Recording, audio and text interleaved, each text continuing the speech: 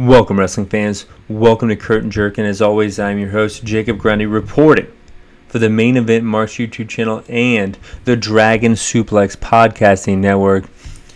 I usually say it's been a big week in pro wrestling, but goddamn, has it been a big week in pro wrestling. I mean, you got the G1 tournament going on, so the most notable, most prestigious tournament in all of wrestling taking place. You had a Ring of Honor pay-per-view a few days ago. And, of course, Vince McMahon retired. The most notable name in all of wrestling history is now technically not a part of wrestling. Still has the majority stock in the company. So I'm not a businessman, but I can figure if you have the majority stock in the company, you probably have a little bit of say. You probably have a lot of it to say. You probably, could be argued that you have still the most say, even though you don't do anything in the day-to-day operations. And his daughter and son-in-law are taking over. So he's the most away from WWE he's ever been, but he feels still so connected with it. It's interesting. You have to assume the only reason this is even happening is because of pressure from the board, based on the allegations, and I would be fine with that if he really hasn't been what he was in the past creatively. It seems like for many years now, but nonetheless, the CEO of WWE has retired. Did I think it would happen before he died? No chance in hell. When I look back at Vince's career, memories of my childhood come flooding back. All the great Raws with Austin, Royal Rumble 1999. I do think from a creative perspective, though, it was time. Just like I kind of mentioned before, Raw is unwatchable. I watch so much wrestling. I tune into Raw for 20 minutes. I can't watch it. If the next day I tune in to maybe fast forward to see the things that I want to keep up with, it takes me about 30 minutes. So I'm missing 2.5 hours of a 3-hour show. And now Hunter is head of creative. I hope it's more like NXT Black and Gold, not even bell to bell, but just with decent storytelling and some good matches. I mean, he was able to make big stars out of like Adam Cole, Johnny Gargano, guys who, look at Adam Cole now in AEW. He's not that big of a star. He started out hot, but he's not really brought up a lot as of late. Hunter is also head of talent relations, and I think that those two jobs separate don't kind of create good synergy in the company. Like, the guy knows he wants to push the star, so he's right there, dealing with his day-to-day issues and maybe career issues as well, backstage as well as on camera.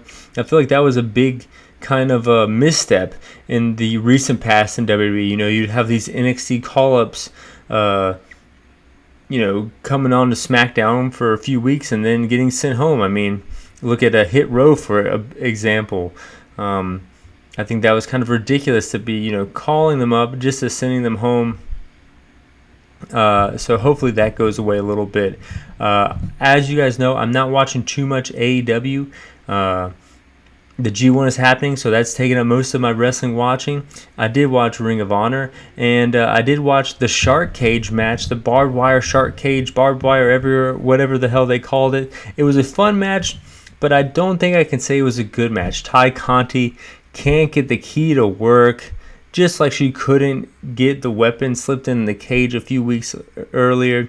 Glad to see Anna Jay leaving the Dark Order, but the barbed wire stuff never really lands with me in AEW. It seems silly. It seems goofy.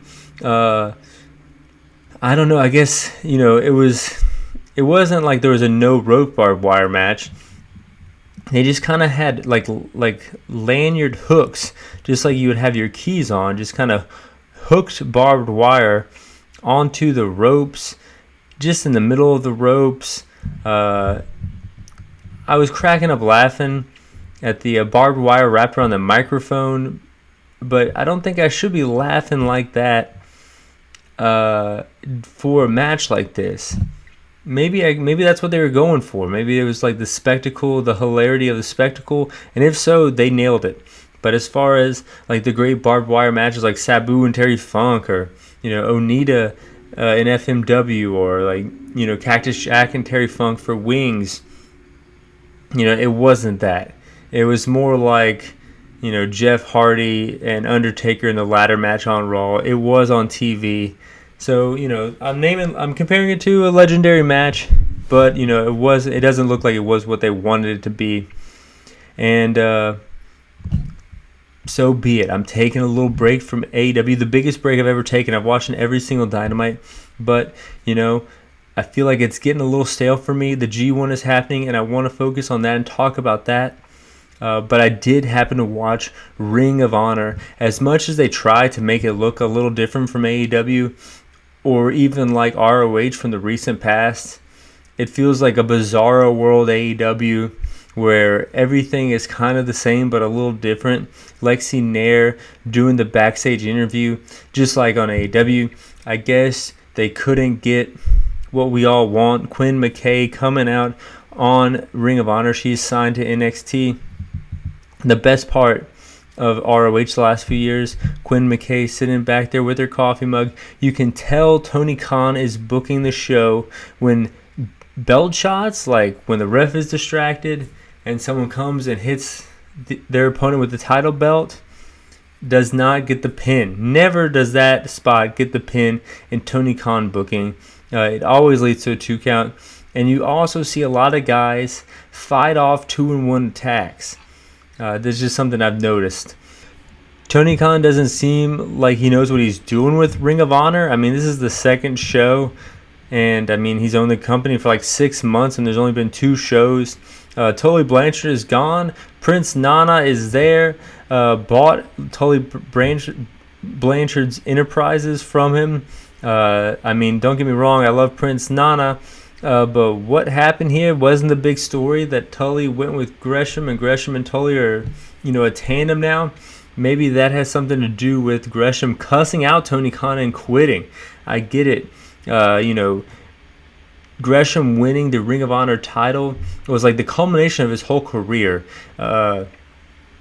Pretty much Gresham came into Ring of Honor, worked his way all the way up, and finally got that Ring of Honor championship just for Tony Khan to put it on his new toy, Cesaro, with little story. I mean, it was the first match on the show. Claudio versus Gresham was good but short.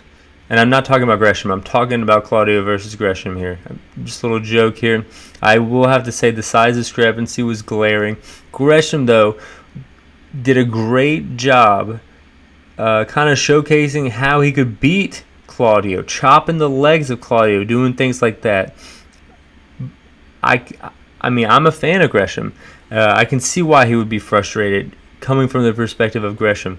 But the match was a big example of what I noticed throughout the show. AEW guys going over. If you were in Ring of Honor in 2017, you were a little more over than the guys that were in Ring of Honor in the recent past. Gresham, yes, debuted before 2017, but his big push happened, in 2018, 2019. So that's when people started, kind of watching AEW, to be honest. So it didn't seem like the crowd really gave a fuck about him. And Tony Khan really didn't give them reason to care. I mean, you see the pure champion more than you see the world champion. You see the television champion more than you see the world champion. So, of course it's called the world title. There's certain cachet to that. But if you're just an AEW fan, this title is the least popular title on the show. And it was the first match. The whole story here was Claudio has never won the world championship.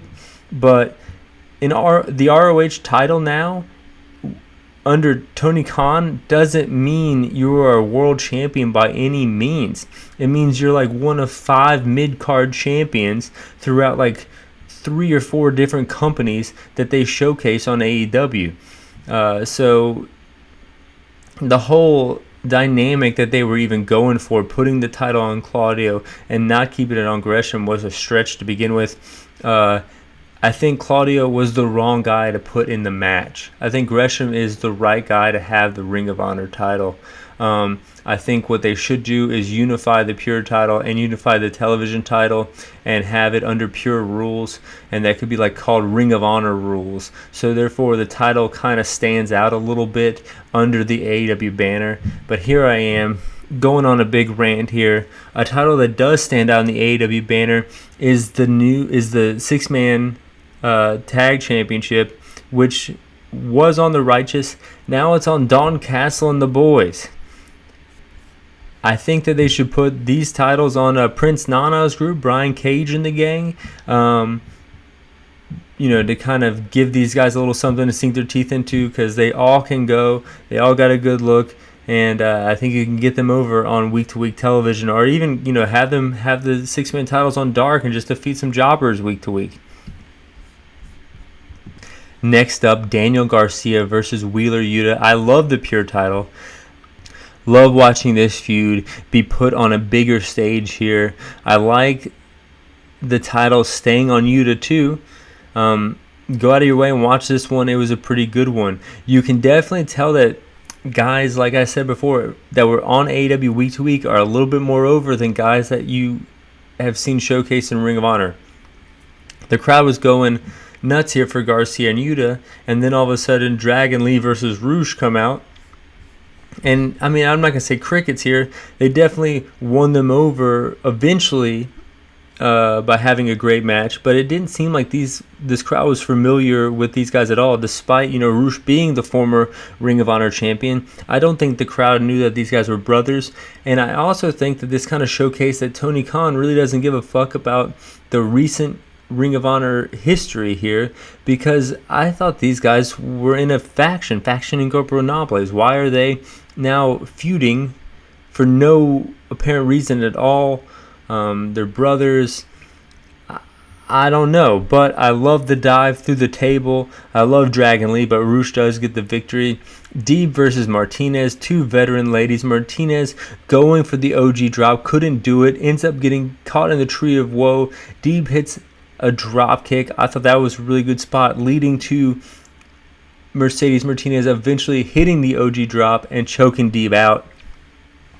Good stuff here.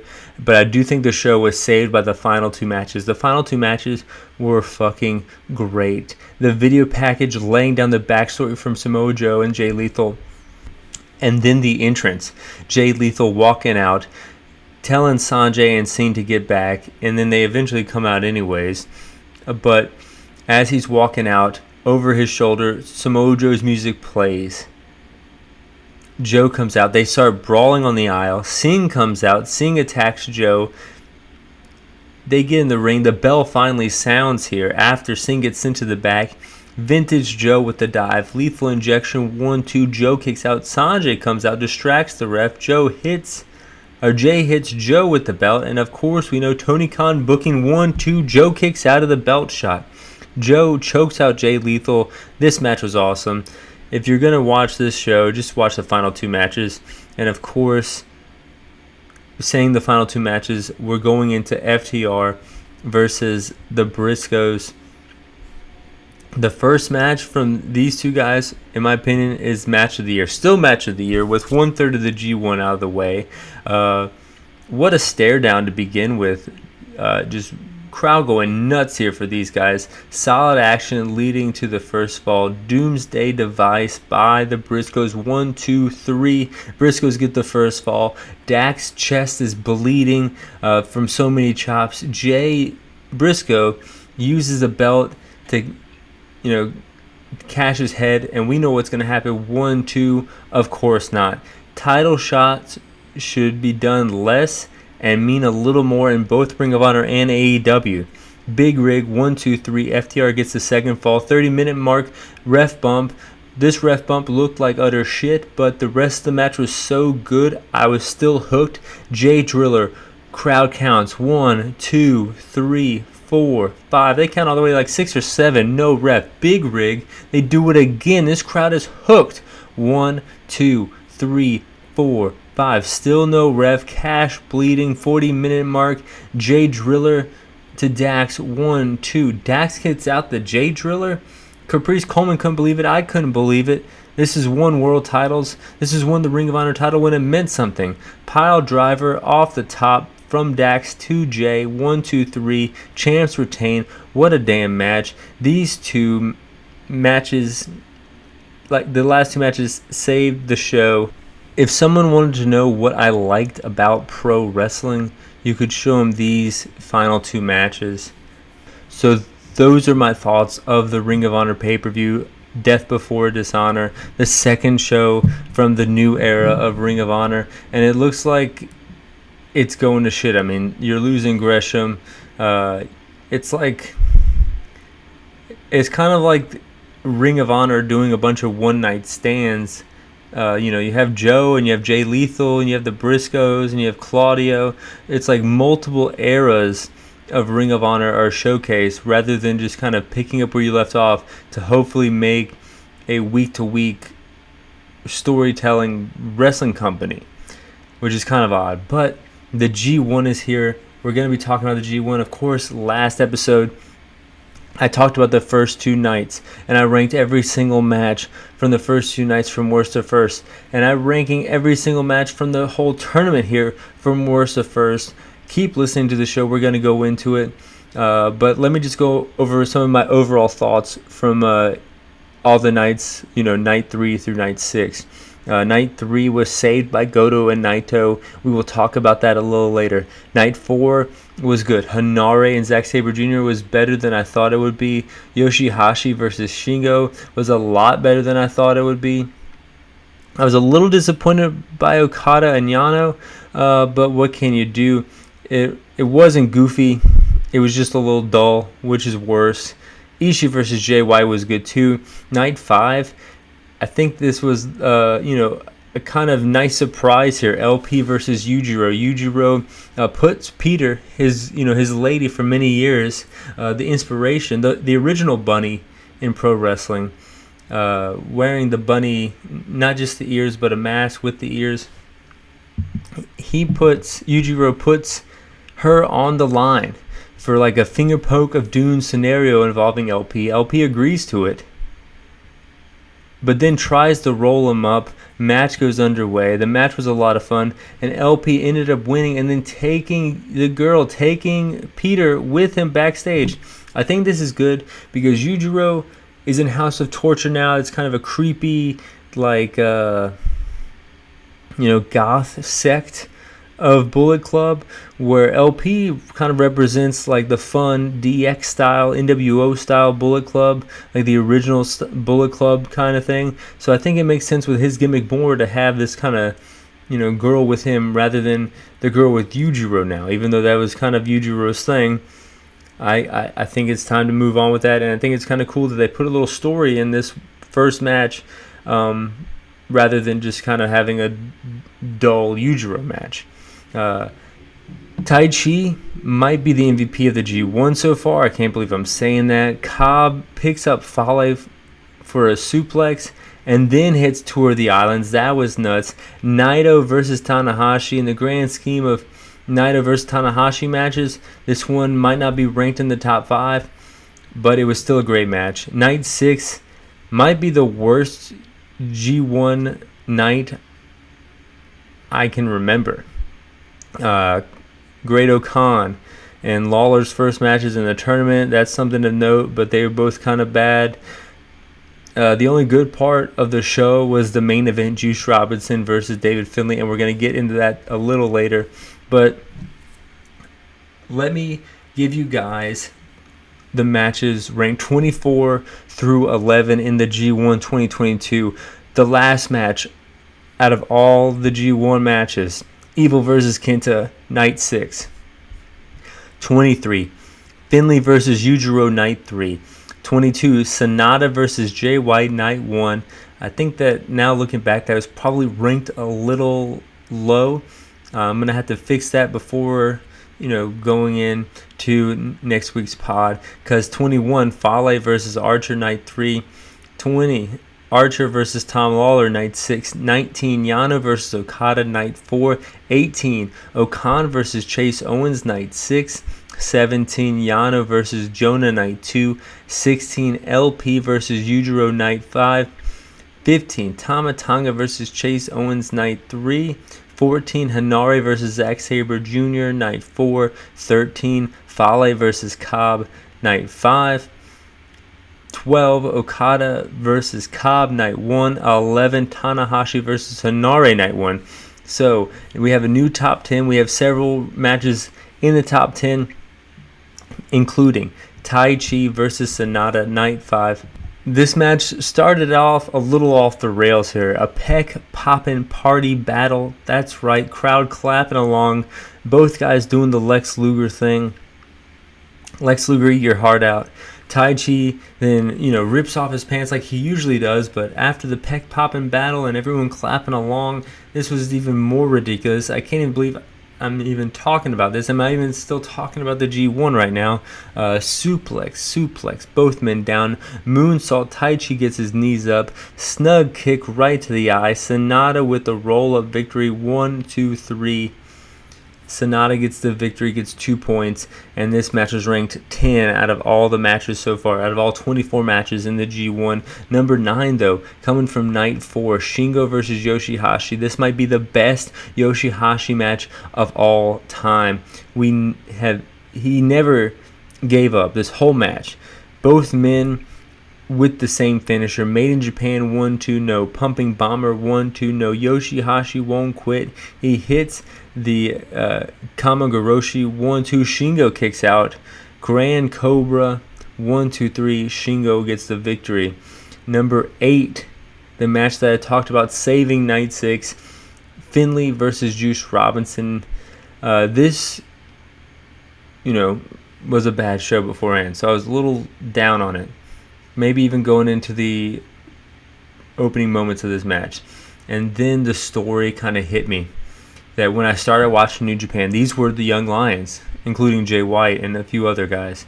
And then they were a team, even winning the tag titles, I think in 2019 at Wrestle Kingdom. And here they are facing each other in the G1 after Juice Robinson went evil, joined Bullet Club.